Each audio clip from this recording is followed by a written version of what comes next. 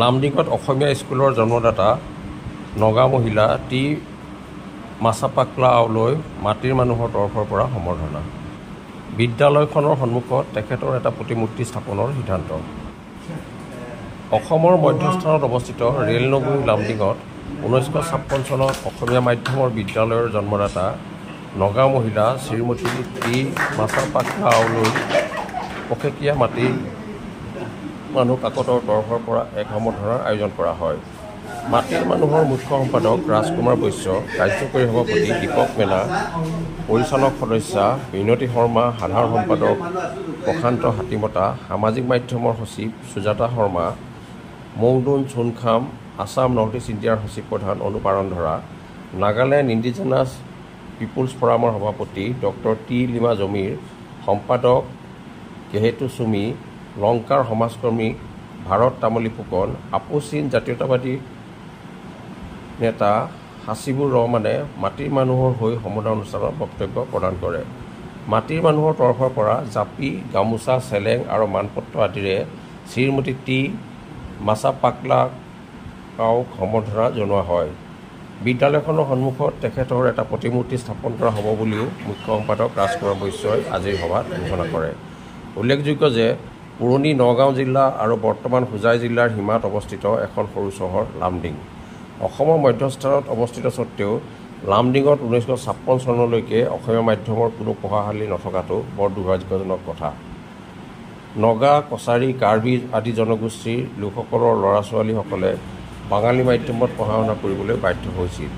এনে এক দুৰ্ভাগ্যজনক পৰিস্থিতিত লামডিঙত অসমীয়া মাধ্যমৰ পঢ়াশালী স্থাপনৰ বাবে কেইজনমান উদ্যমী ডেকা আগবাঢ়ি আহিছিল।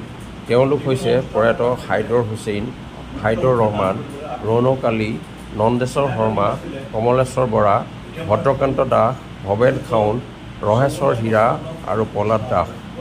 এই সকলোৱে লগ হৈ লামডিঙত এখন অসমীয়া বিদ্যালয় স্থাপনৰ প্ৰাৰম্ভিক কামৰ বাবে কমিটি গঠন কৰি ভৱিষ্যত পৰিকল্পনা হাতত লৈছিল যদিও মাটিৰ অভাৱত তেওঁলোক থমকি ৰ'ব লগা হৈছিল। প্ৰবল ইচ্ছাশক্তি থাকিলে যেনেদৰে প্ৰকৃতিয়ে অসম্ভৱক সম্ভৱ কৰি তোলে, ঠিক তেনেদৰেই প্ৰবল ইচ্ছাশক্তি অধিকাৰী এই ডেকাসকলক সহায় কৰিবলৈ আগবাঢ়ি আহিছিল তেতিয়াৰ লামডিঙৰ মৌজাদাৰ শ্ৰীমতী টি মাছাপাকলা আও নামৰ এগৰাকী নগা মহিলা। মহিলাগৰাকীৰ গাঁওখন লামডিং ৰেলনগৰীৰ লগতে লাগি থকা। মহিলাগৰাকীয়ে তেওঁৰ নিজৰ নামত থকা মাটিৰ পৰা 2 কঠা মাটি অসমীয়া বিদ্যালয় স্থাপনৰ বাবে দান কৰিছিল। সেইমতে 1956 চনৰ পৰা লামডিঙত অসমীয়া স্কুলৰ আৰম্ভণি হৈছিল আৰু 1959 চনত অসম চৰকাৰৰ দ্বাৰা স্বীকৃতি লাভ কৰিছিল। চৰকাৰী স্বীকৃতি লাভ কৰাৰ আগলৈ কোনো ধৰণৰ চৰকাৰী অনুদান বিদ্যালয়খনে লাভ কৰা নাছিল বাবে উদ্যোক্তা যুৱকসকল আৰু নগা মহিলাগৰাকীয়ে বিদ্যালয়খন চলাইছিল। তেওঁলোকে আনকি ছাত্ৰ ছাত্ৰীসকলকো শিক্ষাদান কৰিছিল। 1960 চনত লামডিং অসমীয়া হাইস্কুল স্থাপন হৈছিল। প্ৰথম অৱস্থাত স্কুলখন চৰকাৰী সাহায্যপ্ৰাপ্ত আছিল আৰু প্ৰথমজন প্ৰধান শিক্ষক আছিল প্ৰয়াত মহেন্দ্ৰ পাঠক। হাইস্কুল শিক্ষান্ত পৰীক্ষা কেন্দ্ৰ 1968 চনত আৰম্ভ হৈছিল আৰু বৰ্তমান এই স্কুল লামডিং অসমীয়া হাইস্কুল হিচাপে জনাজাত এখন চৰকাৰী স্কুল। এই কথা নিশ্চিত সত্য যে নগা মহিলাগৰাকীয়ে 2 কঠা মাটি দান নকৰাহেঁতেন তাত অসমীয়া মাধ্যমৰ পঢ়াশালী হয়তো আজিও আৰম্ভ নহ'লহেঁতেন। আজিও হয়তো বাঙালী মাধ্যমতে অসমীয়া ছাত্ৰ ছাত্ৰীয়ে পঢ়িব লাগিলেহেঁতেন। আনকি আজিলৈকে নিজৰ স্থিতিত অটল থকা জাতীয়তাবাদী শিবিৰৰ আপোচীন নেতা হাছিবুৰ ৰহমানেও বাঙালী মাধ্যমত হয়তো পঢ়িব লগা হ'লহেঁতেন। পাহৰণি গৰ্ভত হেৰাই যাবলৈ ধৰা অসমীয়া স্কুলৰ বাবে মাটিদান কৰা মহিয়সী নাৰী টি মাছাপাকলা আও প্ৰমুখ্যে স্কুলখনৰ প্ৰতিষ্ঠাৰ বাবে আগবাঢ়ি অহা ব্যক্তিসকলক সভাত শ্ৰদ্ধাৰে স্মৰণ কৰা হয়। সম্বৰ্ধনা অনুষ্ঠানত ক্ষোভ প্ৰকাশ কৰি মাটিৰ মানুহৰ নেতৃবৰ্গই কয় যে অসম সাহিত্য সভাই আজিলৈকে তেখেতক সম্বৰ্ধনা এটাও ব্যৱস্থা নকৰাটো বৰ দুৰ্ভাগ্যজনক কথা। ইয়াৰ দ্বাৰা তেওঁলোকে তেওঁলোকৰ চৰম দায়িত্বহীনতাকেই পৰিচয় দিছে। এই বিয়াগম সংগঠনটোৰ ওপৰত সচেতন ৰাইজৰ প্ৰশ্নবোধক চিন আহি পৰিছে বুলিও মন্তব্য কৰে মাটি মানুহৰ নেতৃত্ববৰ্গই। Bureau report, Patkai TV. লামডিঙত মাটিৰ মানুহৰ তৰফৰ পৰা আমাৰ লামডিঙৰ অতি ঐতিহ্যমণ্ডিত মহিলা টি মাছাপাকলা আওৰ সম্বৰ্ধনা অনুষ্ঠানত মই নিজকে সংগ দি পেলাই অতি সুখী।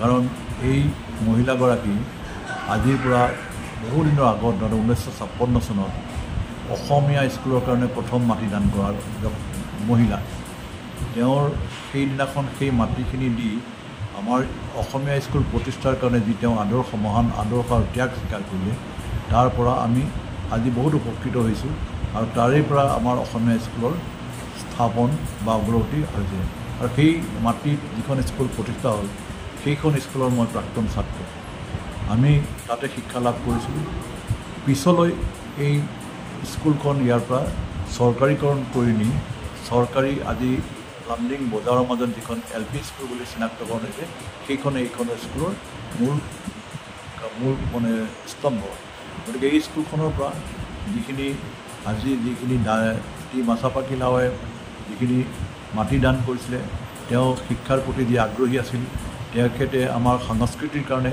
কৃষ্টি সংঘ যিটো স্থাপন কৰোঁতে তেতিয়াও তেওঁ আৰ্থিক সাহায্য দিছিল গতিকে তেওঁৰ আজি ৰূপজা দিন আজি 98 years হৈছে তেখেতৰ গতিকে এইখন সভাখনত থাকি মই নিজকে ভাগ্যৱান পাইছোঁ আজি সম্বৰ্ধনা অনুষ্ঠানটো তেখেতৰ বাসভৱনত আমি আয়োজন কৰিছোঁ মাটিৰ মানুহৰ তৰফৰ পৰা এটা বৃহৎ দল ইয়ালৈ আহিছিলোঁ আমি স্থানীয় আৰু ওচৰ চুবুৰীয়া অঞ্চলৰ বিশেষকৈ মোকাকচাং অঞ্চলৰ পৰাও কিছু মানুহ আহিছে জাতীয়তাবাদী চেতনাৰ মানুহ আধা মানুহ আহিছে আমি আজি মূল দাবীটো জনাইছোঁ যে অসমীয়া মাধ্যমত ইয়াত তেওঁ আৰম্ভ কৰিলে বিদ্যালয় হয়তো আজিলৈকে বঙালী মাধ্যমতে মানুহখিনি পঢ়া শুনা কৰিব লাগিলে আৰু এক ষড়যন্ত্ৰমূলক কথা বুলিয়ে আমি ক'ম আজিৰ তাৰিখত ইয়াৰ ইতিহাস মচি পেলাবলৈ চেষ্টা কৰা হৈছে এই বিদ্যালয়খন যি স্থানত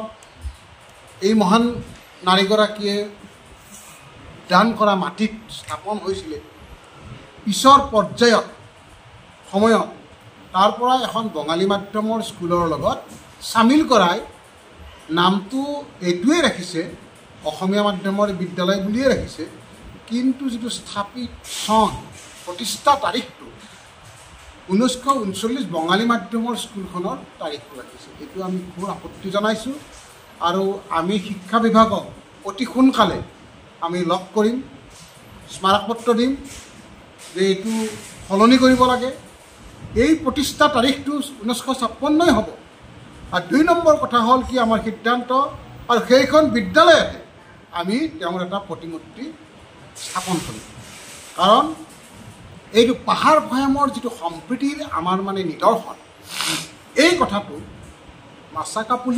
মাছাকাপিলাই যি ধৰণে দাঙি ধৰিলে এই মহিলাগৰাকীয়ে আজিৰ তাৰিখত এটা সঞ্জীৱনীৰ দৰে কাম কৰিছে এটা বিষাক্ত বাষ্প ইয়াত মানে প্ৰবাহিত হৈ আছে কোনোবা দুষ্ট চক্ৰৰ ষড়যন্ত্ৰত আমাৰ মাজত যিটো সম্প্ৰীতি সেইটো ভাঙিবলৈ চাই আছে গতিকে এইবিলাকক নাশ কৰিবলৈকে কাম কৰিব পাৰিব গতিকে সেইকাৰণে আমি এই কথাবিলাক আৰু দ্বিতীয়তে এই কথাটো আমি এটা আশ্চৰ্য প্ৰকাশ কৰিছোঁ গভীৰ আশ্চৰ্য প্ৰকাশ কৰিছোঁ যে সাহিত্য সভাৰ দৰে এটা ব্যাগম সংগঠন বৃহৎ সংগঠন এটা জাতীয় অনুষ্ঠান জাতিৰ দাপোন মানে তেওঁলোকে কৰ্তব্য বুলি কি ভাবে এইটো তেওঁলোকে সাধাৰণভাৱেও এটা সম্বৰ্ধনা শুভেচ্ছা জনাবৰ কাৰণে এতিয়ালৈকে প্ৰয়োজন বোধ কৰা নাই গতিকে আমি গৰিহণা দিছোঁ এটা ডাঙৰ প্ৰশ্নবোধক চিন এটা হৈছে অসমৰ ৰাইজৰ তেওঁলোকে আচলতে কি কামত ব্যস্ত গতিকে এই গোটেই কথা এই তিনিটা বিষয়তে আমাৰ সিদ্ধান্ত হৈছে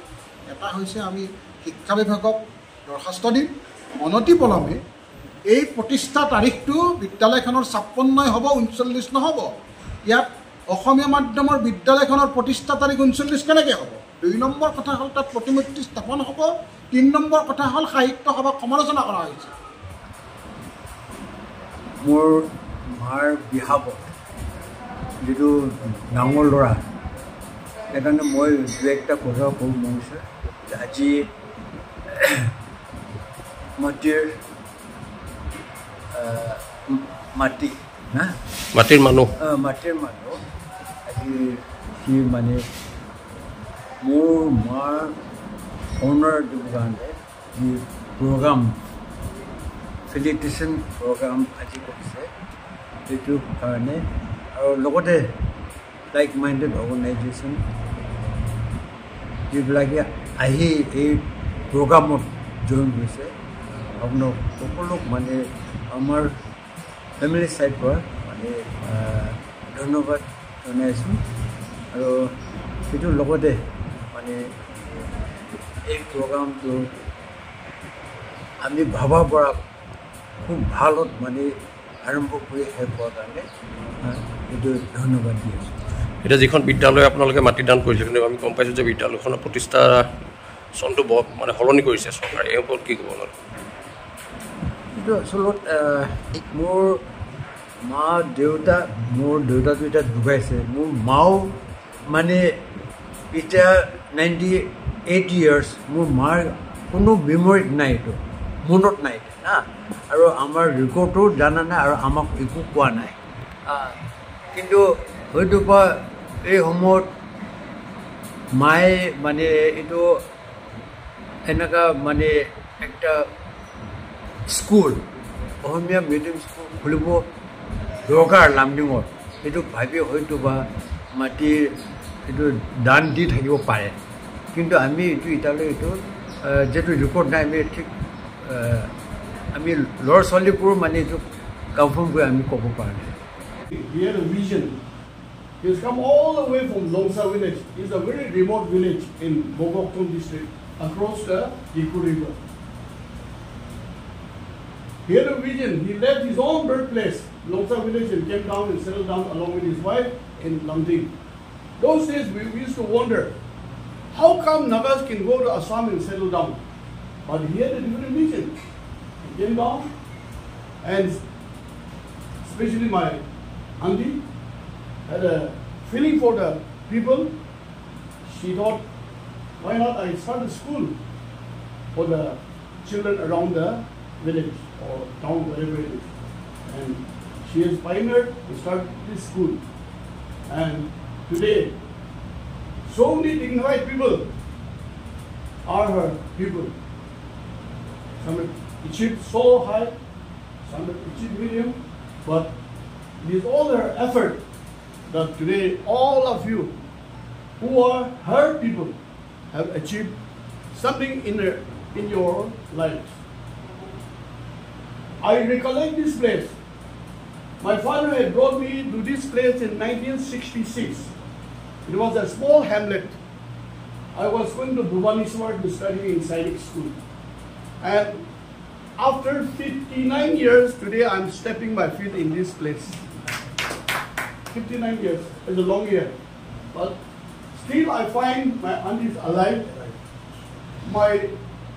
My nephews are all alive. They've done well all in their lives. Some family from a Naga family like turned up here and then did such a noble job. And we understand, and every one of us knows that education is one of the most noble job that a person can carry forward, because it is one of the basic things which every human being required. And I was just wondering, like I was just going through this program and I saw like it was a good 60 years back. So with such a wonderful wisdom, I think most of the time, most of the people during those days were quite uneducated or maybe ignorant. But I wonder how our Madam Masapokla, it was God-given talent, and also at the same time, like the wisdom which she had. I'm just wondering, and I just want to appreciate and thank her for the noble deed which she has done here in this place. So I should say that yes, her time might be on the verge of getting over, but the legacy which she has done, which she has kept for the people here, now it is our turn to preserve and protect this legacy. So Masapakala out. এওঁ কি কৰিছে? সেই সময়ত বহুত ধনী মানুহ আছিলে, হয়তো বিখ্যাত মানুহ আছিলে। এওঁ এটা এনেকুৱা কাম, এটা ব্যতিক্ৰমী কাম কৰিছিলে। এওঁ মাটি অলপ দিছিলে। কিহৰ কাৰণে দিছিলে? শিক্ষাৰ কাৰণে দিছিলে। ঘৰ বান্ধিবলৈ দিয়া নাই বা বিজনেছ কৰিবলৈ দিয়া নাই, এওঁ দিছিলে শিক্ষাৰ কাৰণে। শিক্ষা যেনেকুৱা কৰি গুটি এটাৰ পৰা আহত গছৰ ডাঙৰ গছ হয় আৰু গছডালে ছাঁ দিয়ে, তেওঁ মাটি অলপ দিছিলে। সেই মাটিখিনি যে চৰকাৰী স্কুললৈ ৰূপান্তৰিত, হাতত যদি এটা দামী মোবাইল নাথাকে একো ডাঙৰ কথা নহয়। কাৰোবাৰ গাত যদি পিন্ধিবলৈ দামী কাপোৰ নাথাকে একো ডাঙৰ কথা নহয়। কাৰোবাৰ থাকিবলৈ যদি ওপৰত এটা ঘৰ নাথাকে, দামী ঘৰ, একো ডাঙৰ কথা নহয়। কিন্তু হাতত যদি কলম এখন এটা থাকে আন এখন হাতত যদি বহী এটা থাকে তেন্তে কৈছে যিমান ডাঙৰ মহিকীয়ে কৈছে যে আপুনি কেতিয়াও কাৰো ওচৰত চাকৰ হৈ থাকিব নালাগিব। গতিকে এই মহিলাগৰাকীয়ে আমাৰ সমাজৰ আমাৰ মানুহখিনি কোনোদিনা চাকৰ হ'বলৈ নিদিয়ে। তেওঁ এখন স্কুল বনাইছে, তাৰ পৰা স্কুলৰ পৰা নতুন নতুন ছাত্ৰ হ'ব আৰু তেওঁ কি কৰিছে আমাক এই ছাত্ৰখিনিক ভৱিষ্যতৰ আমাৰ শিক্ষাৰ জগতলৈ ঠেলি দিছে। তেওঁৰ বয়স এতিয়া ৯৮ বয়স হৈছে। গতিকে মই ভগৱানক প্ৰাৰ্থনা কৰিছোঁ তেওঁ যাতে আৰু বহুত বছৰলৈ জীয়াই থাকক, কাৰণ তেওঁৰ দৰে মানুহ জীয়াই থাকিলে আমাৰ মানুহখিনিয়ে বহুত অনুপ্ৰাণিত হ'ব। ইয়াতে সামৰণি আজি এক সমন্বয় ক্ষেত্ৰলৈ পৰিণত হৈছে। এখন এখন সমন্বয়ৰ ক্ষেত্ৰ। এই সমন্বয় ক্ষেত্ৰৰ পৰা আমি সকলোৱে বাৰ্তা দিব বিচাৰিছোঁ যিসকলে উত্তৰ পূৰ্বাঞ্চলৰ খিলঞ্জীয়াসকলৰ মাজত বিভেদ সৃষ্টি কৰি মাজে মাজে আমাৰ মাজত সংঘাত লগাবলৈ চেষ্টা কৰে। আমি হয়তো কায়িকভাৱে অসম, নাগালেণ্ড বা অৰুণাচল, মণিপুৰ, ত্ৰিপুৰা এইবিলাক এক নহ'ব পাৰোঁ, কিন্তু আৱেগিকভাৱে যিদিনা আমি একত্ৰিত হ'ম সেইদিনা কোনো শক্তি আমাক পৰাভূত কৰিব নোৱাৰে। আমি নিজৰ যে আমাৰ সংজ্ঞাক লৈ আমি যেনে শংকিত হৈছোঁ সেই শংকাৰ পৰা আমি দূৰ হৈ যাম।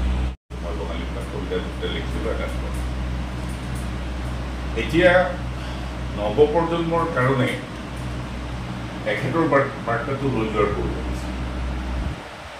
আমি নৱপ্ৰজন্মৰ যিখিনি মানুহ